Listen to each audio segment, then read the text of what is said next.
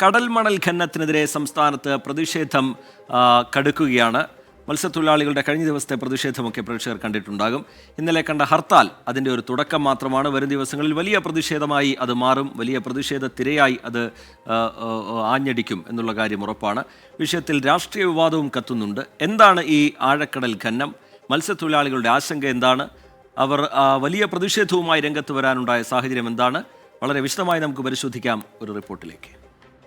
മത്സ്യത്തൊഴിലാളികളുടെ ആശങ്കയാണ് കഴിഞ്ഞ ദിവസം നമ്മൾ കണ്ട ഹർത്താൽ. ഹാർബറുകളും മത്സ്യവില്പനശാലകളും പൂർണ്ണമായി അടഞ്ഞുകിടന്നു. രാജ്യത്ത് ആദ്യമായാണ് ആഴക്കടൽ ഖനനം നടത്താൻ കേന്ദ്രം തീരുമാനമെടുക്കുന്നത്. കേരളത്തിന്റെ അധികാരപരിധിയിലും പുറത്തും സ്വകാര്യ കമ്പനികൾ ഉൾപ്പെടെ മണൽ വാരാനെത്തുന്നതിൽ മത്സ്യത്തൊഴിലാളികൾക്ക് വലിയ ആശങ്കയാണ്. കൊല്ലം ജില്ലയിലാണ് ആദ്യ പരീക്ഷണമെങ്കിലും പിന്നാലെ മറ്റിടങ്ങളിലേക്കും വ്യാപിച്ചേക്കാം. കടലോര ഉൾനാടൻ മത്സ്യത്തൊഴിലാളികൾ ഉൾപ്പെടെ കേരളത്തിന്റെ മത്സ്യമേഖലയിൽ 10.6 ലക്ഷമാണ് മത്സ്യത്തൊഴിലാളി ജനസംഖ്യ. ഇവിടെ 40,000-ഓളം യന്ത്രവൽകൃത പരമ്പരാഗത യാനങ്ങൾ മീൻ പിടിക്കുന്നുണ്ടെന്നാണ് കണക്കുകൾ. രാജ്യത്തെ ഏറ്റവും സമൃദ്ധമായ മത്സ്യകേന്ദ്രമായ കൊല്ലം പരപ്പിന്റെ വലിയൊരു ഭാഗം നിർദ്ദിഷ്ട ഖനന മേഖലയ്ക്കുള്ളിലാണ്. തിരുവനന്തപുരം, കൊല്ലം, ആലപ്പുഴ ജില്ലകളിലായി ഈ പരപ്പ് 85 കിലോമീറ്ററായി പരന്നുകിടക്കുന്നു.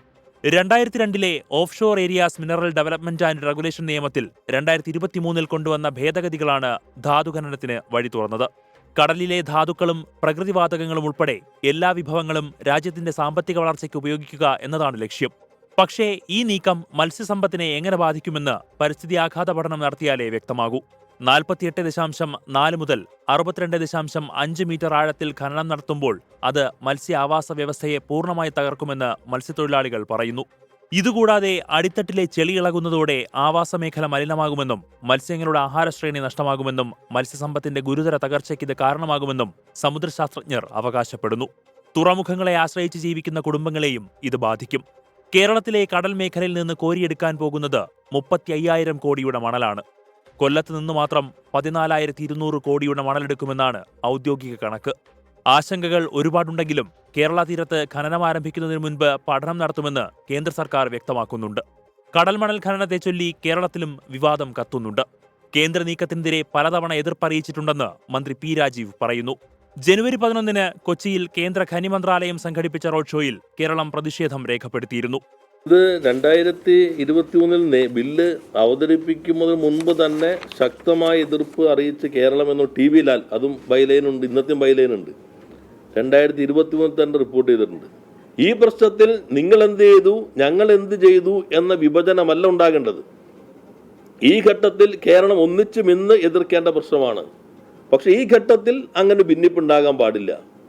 മുഖ്യമന്ത്രി ഞാൻ മറുപടി പറഞ്ഞതിന് ശേഷം മുഖ്യമന്ത്രി ഇടപെട്ടുകൊണ്ട് പറഞ്ഞു, പ്രതിപക്ഷ നേതാവ് സൂചിപ്പിക്കുകയുണ്ടായി, ഒന്നിച്ച് നമുക്ക് ഈ കാര്യത്തിൽ ഇടപെടാം. കടൽ ഖനന വിഷയത്തിൽ സംസ്ഥാന സർക്കാരിനെ കൂടി പ്രതിക്കൂട്ടിലാക്കാനാണ് പ്രതിപക്ഷത്തിന്റെ ശ്രമം. വിഷയത്തിൽ മുഖ്യമന്ത്രി മൗനം പാലിക്കുന്നതാണ് കോൺഗ്രസ് ആയുധമാക്കുന്നത്. കടൽ ഖനനം വലിയ ആശങ്കയാണ് തീരപ്രദേശങ്ങളിൽ ഉണ്ടാക്കിയിരിക്കുന്നത്. അപ്പോൾ ഈ സുനാമി ബാധിത പ്രദേശത്ത് കേന്ദ്ര ഗവൺമെന്റ് കടൽ ഖനനം നടത്താനുള്ള തീരുമാനം പിൻവലിക്കണം. ലത്തീൻ കത്തോലിക്ക സഭയടക്കം ശക്തമായ പ്രതിഷേധത്തിലായതോടെ കടൽ ഖനനം സംസ്ഥാനത്തെ പ്രധാന രാഷ്ട്രീയ വിഷയമായി മാറിയിരിക്കുകയാണ്. News desk 24.